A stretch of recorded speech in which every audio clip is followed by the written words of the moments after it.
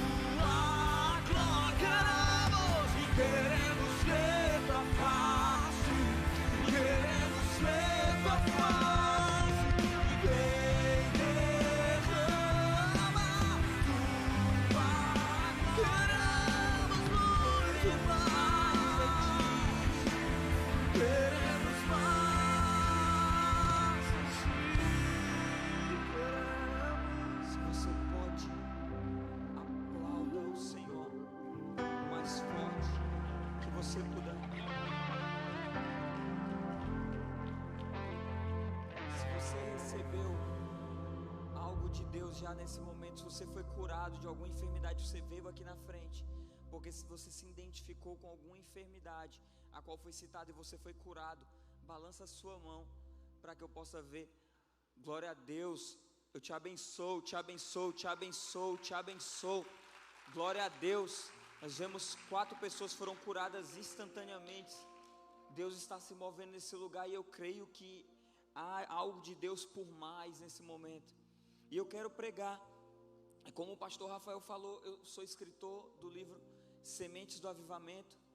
Isso foi uma experiência extraordinária que eu tive com Deus, a qual resultou nesse livro. Eu não tenho muito tempo para me aprofundar nessa história, porque eu tenho uma mensagem de Deus para a tua vida que não está aqui nesse lugar.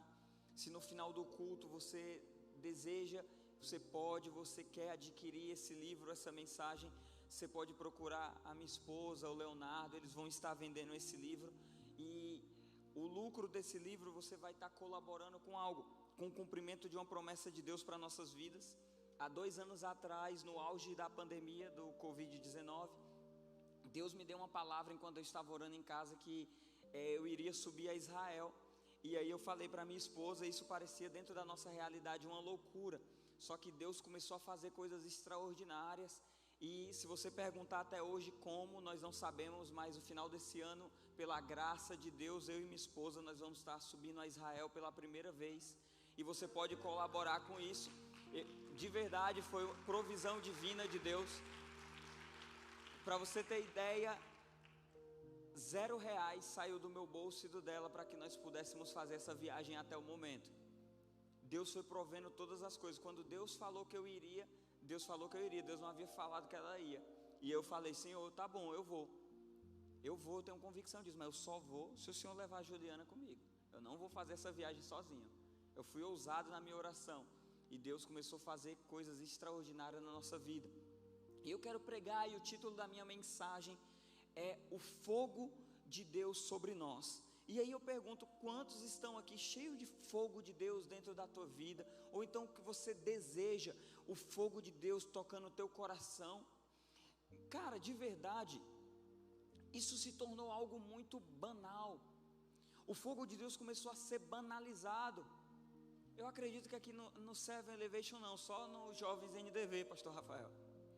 Mas parece que em todo culto que nós vamos é culto de poder, é culto do Espírito Santo, é culto da presença, e nós começamos a banalizar as manifestações do poder de Deus. Só que quando Deus ele nos batiza com esse fogo, e aí eu vou falar um pouco disso mais à frente, eu quero introduzir você em algo.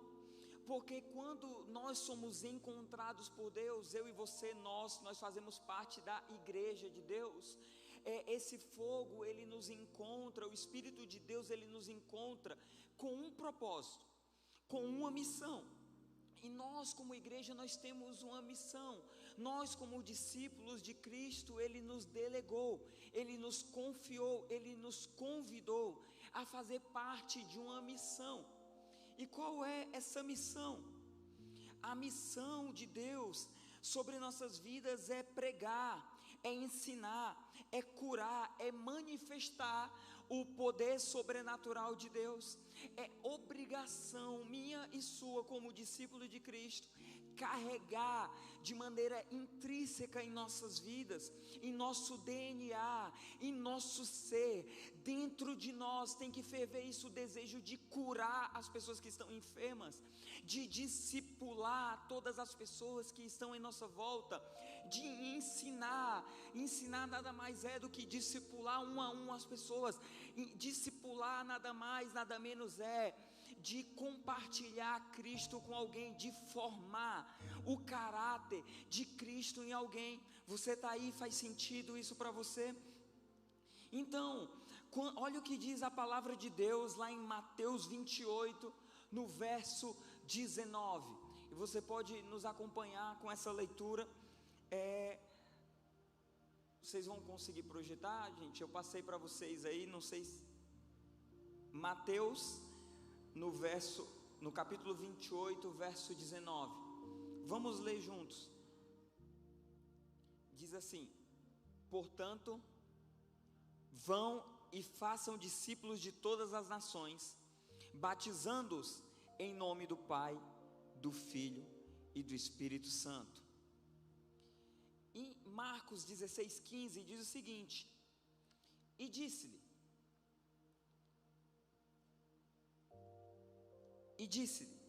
vão pelo mundo todo e preguem o Evangelho a toda criatura, ou a todas as pessoas. Só que não satisfeito, Atos 1:8 diz o seguinte: mas receberão poder quando o Espírito Santo descer sobre vocês, e serão minhas testemunhas, tanto em Jerusalém, em toda a Judeia e Samaria, até os confins na terra. Todos esses 3 textos que nós acabamos de ler, ele compartilha comigo e com você a respeito da missão a qual Deus nos confiou. Só que existem hoje cristãos, aqui na Seven não, eu posso estar só lá na Novidade de Vida, só no meio dos jovens NDV, que eles querem viver e eles estipulam e estabelecem a sua própria missão, e eles desejam viver o propósito a qual eles mesmos estabeleceram para a vida deles. Só que na verdade, desde a formação, da nossa formação, no ventre do nosso pai e da nossa mãe, nós fomos constituídos com um propósito de Deus. Existem inúmeros propósitos de Deus para nossas vidas. Só que o maior propósito que Deus estabeleceu para mim e para você, é eu e você sermos agentes de transformação. Deus, Ele nos convida. Deus, Ele não te obriga, querido, a você entrar na missão, mas Deus, Ele te convida a fazer parte da missão dEle aqui na terra. Então, para mim, para você, para todo cristão, para todo jovem, para todo adolescente, para todo homem e mulher, fazer parte da missão de Deus não é uma obrigação. Fazer parte da missão de Deus é um privilégio. Deus convida eu e você a fazermos parte do seu propósito, da sua missão aqui na terra. Quando Deus, Ele designa os seus discípulos na igreja primitiva e Ele fala, aguarda um pouco mais. Querido, fica comigo aqui e percebe algo muito interessante. Depois de caminhar 3 anos com Jesus em seu ministério, depois de ver Jesus operar inúmeros milagres, depois de verem Jesus curar tantos enfermos, de fazer tantos cegos enxergar, os paralíticos andarem, vocês não acreditam que eles estavam completamente desabilitados para reproduzir as mesmas obras? E o que Jesus fala para eles? Aguarda um pouco mais, porque virá o Espírito Santo. E o Espírito Santo sobre mim e sobre você, ele é a capacitação de Deus para nós executarmos e participarmos da sua missão. Amém? Faz sentido isso para você? Então, antes de Jesus subir aos céus, ele poderia ter simplesmente deixado o recado de maneira silenciosa. Ele poderia não ter dito nada, mas antes de subir aos céus, ele compartilhou a sua missão com seus discípulos. E essa missão, ela perdura até o momento que nós vamos novamente nos encontrar com Jesus, quando ele voltar para buscar a sua igreja. Então, todos nós temos uma missão em comum aqui na terra, que é sermos agentes de transformação de Deus, que é ganhar almas. Ganhar almas não é uma missão somente de evangelista. Eu, de ofício de reconhecimento de unção, eu sou ordenado evangelista pela Novidade de Vida, porque nós acreditamos na importância e na função dos 5 ministérios. Alguns me chamam de evangelista, outros me chamam de pastor, outro me chama de Vitinho, outro me chama de João. Mas porque foi identificado o chamado do evangelista. E qual é o chamado do evangelista? O propósito do evangelista é o mesmo de um pastor, é o mesmo de um mestre, é o mesmo de um apóstolo, de um profeta. É edificar a igreja.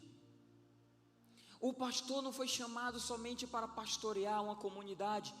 O pastor Rafael está aqui no meio da juventude para edificar a juventude desse lugar. O evangelista, ele está no meio da igreja, não para você atribuir a responsabilidade de ele encher esse auditório, salvando pessoas, ou realizando impacto, ação nas ruas. Não, ele simplesmente foi chamado para ensinar a igreja a fazer as mesmas obras de Cristo. E aonde eu quero chegar com isso com você? Porque aqueles que executam a mesma obra do nosso Senhor, aqueles que estão dispostos a executar as mesmas obras de Jesus, eles têm algo em comum dentro deles. E será que você sabe dizer isso para você? Aquilo que você tem em comum com aqueles que desejam fazer parte da missão de Deus aqui na terra é que eles amam a Deus acima de todas as coisas. Amam a Deus acima de todas as coisas. Vamos ver o que diz aí Apocalipse, no capítulo 12, no verso 10. Sandra, pastor, me diz quantos minutos eu tenho, tá? Vamos me dar um sinalzinho. Mas eu já estou aqui na metade da minha palavra, porque nós queremos ministrar sobre a tua vida. Eu tenho certeza que o fogo de Deus vai cair nesse lugar e vai nos batizar nessa noite. Então diz o seguinte: então ouvi uma forte voz do céu que dizia: agora veio a salvação, o poder, o reino do nosso Deus e a autoridade do seu Cristo, pois foi lançado fora o acusador dos nossos irmãos, que acusa diante do nosso Deus, dia e de noite. Eles o venceram pelo sangue do Cordeiro e pela palavra do testemunho que deram diante da morte, e não amaram a sua própria vida. O que esse texto está falando? Ele estava falando daqueles que morreram, daqueles que estavam se achegando diante de Deus depois de um período de perseguição. Então a lição que eu e você podemos tirar para nossas vidas, que nós podemos aplicar para a nossa vida como jovem, é algo muito importante, que eles conseguiram vitória por causa de uma coisa só, por duas coisas. Primeiro, pelo sangue, e o sangue do Cordeiro foi derramado em favor da minha vida e da sua vida. Você crê nisso? que o sangue de Jesus foi derramado. Então, por meio do sangue de Jesus, eu e você podemos obter vitória diante das nossas adversidades. Mas outra coisa que eles levaram a eles obter vitória, o que levou a eles a obter vitória não foi somente o sangue, mas foi o poder do testemunho.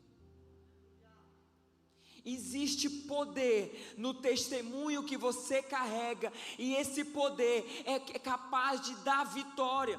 O testemunho a qual eu e você carregamos é capaz de transformar vidas. O testemunho que eu e você carregamos é capaz de mudar a história e mudar a geração. Mas o que tem acontecido nesses dias, pastor Rafael, é que muitas pessoas têm calado e cessado o seu testemunho. As pessoas, elas têm se intimidado, se envergonhado, e não têm tido mais a coragem, a ousadia de compartilhar, de impartir aquilo que Deus fez através do testemunho em suas vidas. Deus fez uma obra extraordinária na tua vida, querido. Deus fez uma obra extraordinária na vida da pessoa que está do teu lado. Olha para a pessoa que está do teu lado e fala assim: Deus fez uma obra extraordinária na tua vida, mas isso não é para você. Fala, mas isso não é para você, é para o teu próximo. Querido, me escuta, tem algo dentro de você que inúmeras pessoas à tua volta, elas precisam ouvir. E quem vai contar a respeito da tua história, daquilo que Deus fez pela tua vida, não é o pastor Rafael, não é outro líder, outro pastor que vai passar nessa igreja para pregar, mas é você mesmo, porque o testemunho a qual Deus te concedeu é capaz de gerar profundo impacto e transformação. Eu compartilho algo rápido com você. No dia 31 de dezembro de 2009, estava um Réveillon. Todo mundo sabe que tem um Réveillon no aterro da Praia de Iracema aqui, né? Estava tendo um Réveillon e eu estava com meus amigos nesse Réveillon, e nós tínhamos combinado já de virar, e no outro dia nós iríamos ficar na praia, nós iríamos beber, nós iríamos curtir. E só que naquele dia eu vinha passando por uma situação. Eu estava saindo de um término de um relacionamento. Quantos já terminaram um relacionamento aqui? Você fica numa bad, né? E eu estava muito mal assim, para com meus amigos, e eu não entendia, não sabia que aquilo era Deus já procurando uma maneira de atrair meu coração. E aí nós estávamos na praia, já tínhamos virado dia 31, entrou 1º de dezembro de 2010, e nós estávamos curtindo, e eu virei para os meus amigos, curtindo mesmo. Nós tínhamos passado dia 31 e dia 1º bebendo, isso já era um final de tarde. Eu virei para os meus amigos e eu falei o seguinte: cara, é a última vez que eu bebo com vocês. Todo mundo olhou para mim, nós estávamos num grupo de 5, todo mundo olhou para mim e falou o seguinte: cara, você está viajando, Vitor, você está falando mó besteira. Aí eu falei: cara, é a última vez que eu bebo com vocês. Aí ele disse: por quê, cara? Cara, porque domingo, se você voltar no calendário do seu celular, você vai ver que eu não estou mentindo. Dia 1º de janeiro de 2010 caiu numa sexta-feira, e eu nunca vou esquecer desse dia, porque foi o dia que o Senhor começou a me encontrar. E os meus amigos ficaram olhando, e eu falei: cara, porque eu vou entregar minha vida para Jesus. Domingo eu vou na igreja, domingo eu vou no culto, eu vou entregar minha vida para Jesus. Cara, tu tá bêbado, você tá falando besteira. Eu falei: pois espera um pouco. E isso ficou o final de semana todo. Deus começou a trabalhar no meu coração, e eu não entendi o que era aquilo. E eu procurei uma amiga, eu falei: cara, dessa vez eu não vou furar com você, eu vou na igreja com você, eu preciso ir na igreja com você. No dia 3 de janeiro de 2010 foi o dia que eu decidi levantar minha mão e confessar Jesus como Senhor e Salvador da minha vida. E aí os meus amigos puderam ver, só que sabe, novo convertido, né? Então eles duvidavam daquilo. Então eu comecei. Obrigado, querido. Então eu comecei a falar para os meus amigos: cara, vem ver, aquilo que Deus está fazendo na minha vida. Cara, nos 3 primeiros meses que eu me converti, eu ganhei meus 5 melhores amigos para Jesus. Não era, Joel? A gente começou a levar vários amigos nossos para Jesus. O Joel estava vindo de outra igreja, a gente já era muito amigo mesmo. O Joelzinho aqui, tá solteiro, tá bom, gente? O Joelzinho aqui, a gente se conhece já tem 20 anos, 25 anos já que nós somos amigos. Eu vou fazer 30, tá bom? Não parece, eu sei que eu tenho cara de 18. Sei que eu sou teen. E aí, nós começamos cara, eu não sabia pregar. Eu não tinha uma palavra eloquente. Eu não conhecia nada da palavra, mas eu tinha um testemunho. Eu tinha uma experiência. Quais têm sido as suas experiências que você tem retido e você não tem compartilhado? Existem pessoas que precisam ouvir aquilo que Deus está fazendo na tua vida. E se Deus não está fazendo nada na tua vida, Ele não estava, porque essa noite Ele te trouxe aqui para nos marcar. Deus, Ele deseja marcar a tua vida nessa noite. 1 João, e aí eu já vou entrar agora na finalização para que nós possamos ministrar.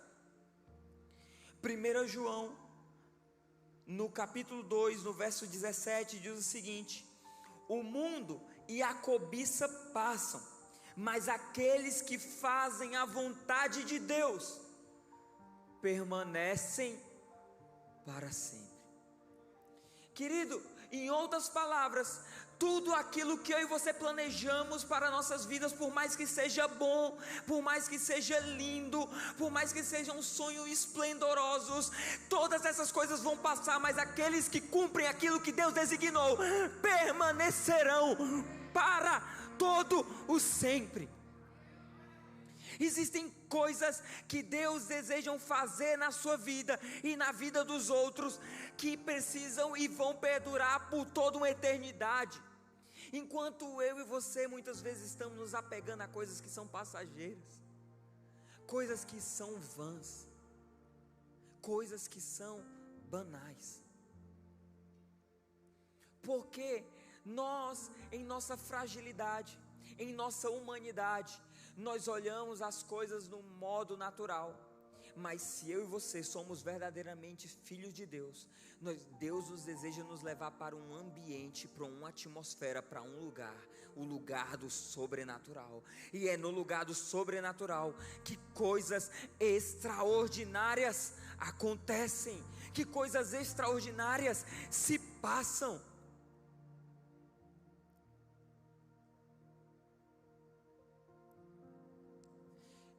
E talvez você pergunta: mas Vitor, quais são os requisitos? Como é que eu posso viver isso na minha vida? Como eu vou experimentar dessa realidade? Como eu sou tão natural? Eu passo por uma dificuldade na minha família e eu me desanimo, eu esmoreço na minha fé. Mas Vitor, eu brigo com o meu namorado, ou então o meu casamento está numa crise, ou eu não estou indo bem nos meus estudos na minha faculdade, ou estou em crise no meu trabalho, a minha vida financeira não anda tão bem, e todas essas coisas fazem que eu esmoreça, fazem com que eu desanime. Querido, existem coisas que Deus deseja fazer dentro de mim e de você, que nos desliga completamente do nosso natural. Uma pessoa que caminha no natural é uma pessoa que ela está necessitada e carente de um derramado Espírito Santo sobre a vida dela.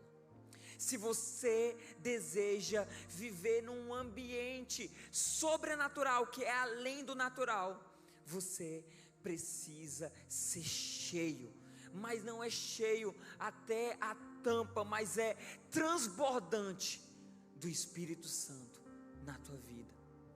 E essa é uma noite do derramado Espírito Santo sobre nossas vidas. Quantos creem? Então, primeiro nós precisamos ser cheios do Espírito Santo. Atos 1:8 diz que os discípulos, que nós receberíamos poder ao descer sobre nós o Espírito Santo, e através disso, depois da descida do Espírito Santo, nós seríamos testemunhas, nós seríamos anunciadores dessa obra do Espírito Santo sobre nossas vidas, não só numa localidade só, não só aqui na comunidade, no bairro de vocês, em Jerusalém, Samaria e até os confins da terra. A palavra poder, e vocês devem estar cansados de ouvir isso, porque é alguma mensagem que o pastor Rafael carrega em sua vida, em seu coração. Essa palavra poder, ela vem do grego que é dunamis. Essa palavra é dunamis. Dunamis nada mais, nada menos é do que o poder explosivo de Deus na tua vida. Deus deseja trazer uma explosão de poder nessa noite, nesse lugar. O desejo de Deus é que eu e você estejamos cheios do poder dele, porque se eu e você estivermos cheios do poder de Deus, se você sair desse encontro, desse culto, desta reunião hoje, cheio do poder de Deus na tua vida, você será um agente de transformação, você será alguém capaz, habilitado por Deus, para curar os enfermos, para libertar os cativos, para ensinar e discipular aqueles que necessitam. Você será um anunciador de boas notícias. Você crê nisso?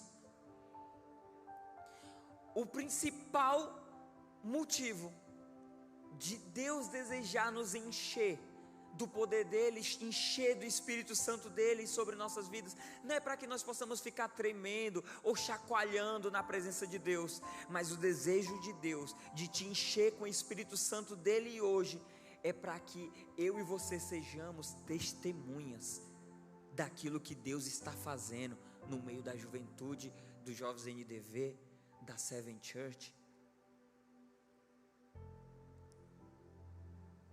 Sabe que existem pessoas na minha volta e à sua volta que elas não vivem poder de Deus na vida delas, elas não vivem milagres, elas não vivem presença de Deus real, palpável, tangível no meio delas, por uma única coisa: porque elas não testemunham aquilo que Deus já fez na vida delas. Querido, você quer viver poder contínuo de Deus na tua vida? Testemunhe aquilo que Ele está fazendo hoje. Eu vou repetir: se você deseja viver poder de Deus contínuo, uma atmosfera de poder, um ambiente de poder sobrenatural de Deus na tua vida, testemunhe aquilo que Ele está fazendo hoje na tua vida. Amém?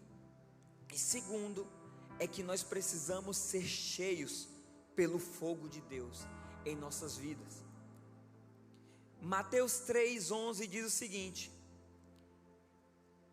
eu batizo com água para o arrependimento, mas depois de mim vem alguém mais poderoso do que eu, tanto que eu não sou digno nem de levar suas sandálias, e ele o batizará com o Espírito Santo e com fogo.